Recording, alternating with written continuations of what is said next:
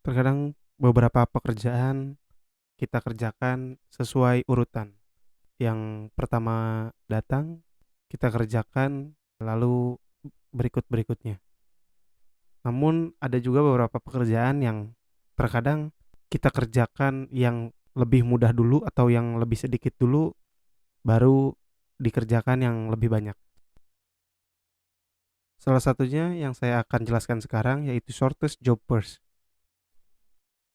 Shortest job burst adalah algoritma di mana proses yang memiliki waktu eksekusi terkecil dipilih untuk eksekusi berikutnya.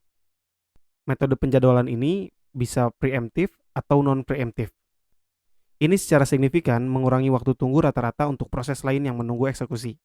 Jadi di algoritma ini, eksekusi terkecil dipilih untuk eksekusi berikutnya. Ada beberapa karakteristik SJF atau Shortest Job Burst, yaitu yang pertama, yang menjadi prioritas adalah waktu eksekusi terkecil. Selanjutnya, berguna untuk pemrosesan tipe batch, di mana menunggu pekerjaan selesai tidaklah penting. Dengan memastikan bahwa pekerjaan yang lebih pendek dijalankan terlebih dahulu, sehingga mungkin memiliki waktu penyelesaian yang singkat.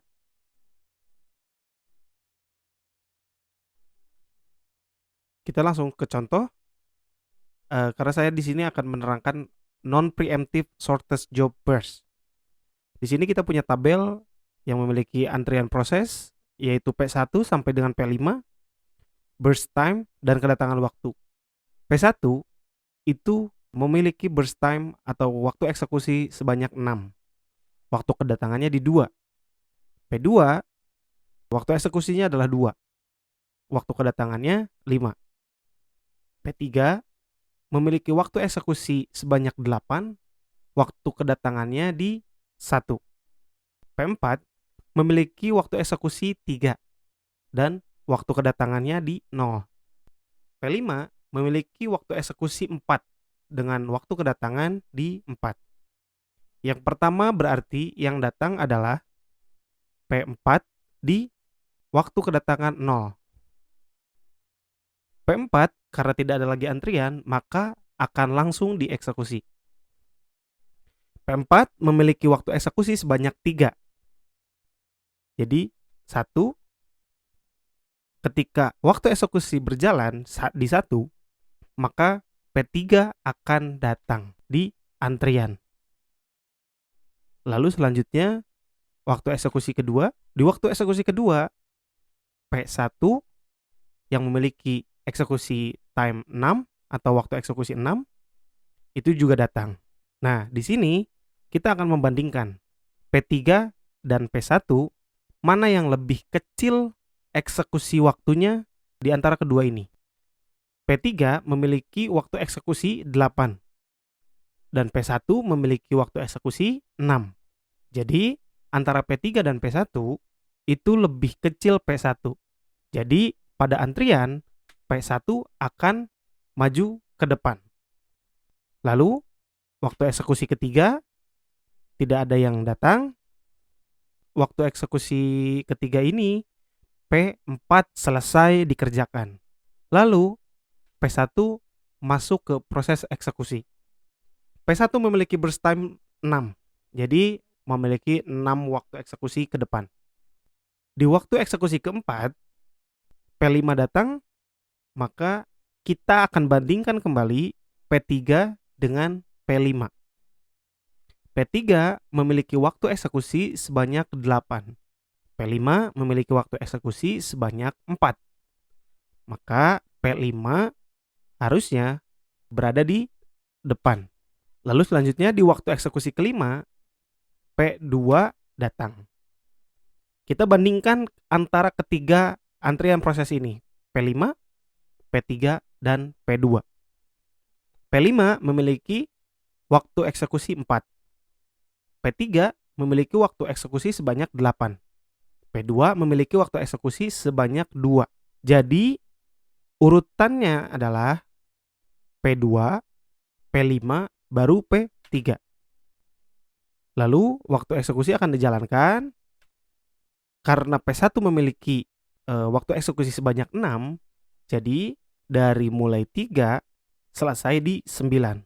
Ketika sudah selesai, maka P2 akan dieksekusi. P2 memiliki waktu eksekusi sebanyak 2. Jadi P2 akan selesai di proses eksekusi 11. Lalu selanjutnya yang akan dieksekusi adalah P5. P5 memiliki waktu eksekusi sebanyak 4. Jadi akan selesai di proses eksekusi 15. Ketika P5 selesai, maka sisanya adalah P3. P3 memiliki waktu eksekusi sebanyak 8. Maka semuanya akan selesai pada 23 proses eksekusi. Selanjutnya kita akan menghitung average waiting time. Average waiting time ini memiliki rumus yaitu waktu eksekusi dikurangi waktu kedatangan. Kita mulai dari P4, waktu eksekusinya adalah 0, waktu kedatangannya adalah 0. Maka 0 kurangi 0 sama dengan 0. Selanjutnya P1, waktu kedatangannya adalah 2, waktu eksekusinya adalah 3. Jadi waktu eksekusi dikurangi waktu kedatangan, 3 dikurangi 2 sama dengan 1. Selanjutnya P2, waktu dieksekusi adalah di 9, dikurangi kedatangan yaitu 5. Jadi P2 sama dengan 9 dikurangi 5 sama dengan 4. Lalu selanjutnya P5 dieksekusi pada waktu 11. Waktu kedatangannya adalah 4. Jadi 11 dikurangi 4 sama dengan 7. Selanjutnya yang terakhir adalah P3. P3 dieksekusi di 15. Waktu kedatangannya adalah 1. Jadi P3 sama dengan 15 kurangi 1 sama dengan 14. Lalu average waiting time adalah menjumlahkan semua lalu dibagi total antrian proses. Karena antrian prosesnya ada 5, jadi semuanya dibagi 5. P4 tadi adalah 0, lalu P1 adalah 1, P2 adalah 4, P5 7, P3 14. Jadi 0 ditambah 1 ditambah 4 ditambah 7 ditambah 14 dibagi 5. Sama dengan totalnya adalah 26 dibagi 5. Hasilnya adalah 5,2 second atau detik. Jadi rata-rata waktu tunggunya adalah 5,2 detik. Lalu kita akan menghitung turnaround time.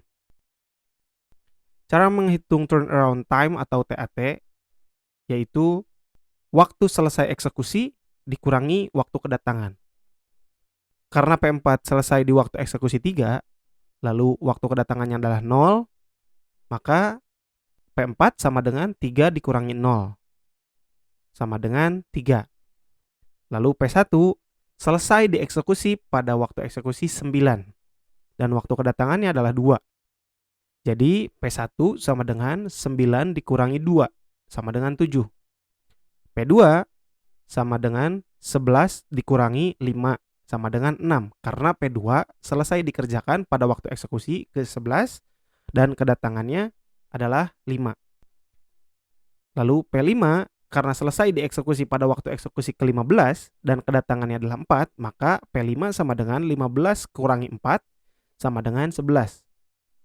Lalu yang terakhir P3 selesai di waktu eksekusi 23, kedatangannya adalah 1, maka 23 dikurangi 1 sama dengan 22. Lalu turnaround time sama dengan P4 tambah P1 tambah P2 tambah P5 tambah P3 dibagi 5.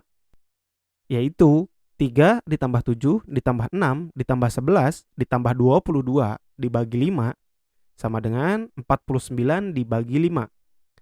Maka hasilnya adalah 9,8 detik. Mungkin itu saja yang saya sampaikan. Saya Agus Supriyatna. Terima kasih.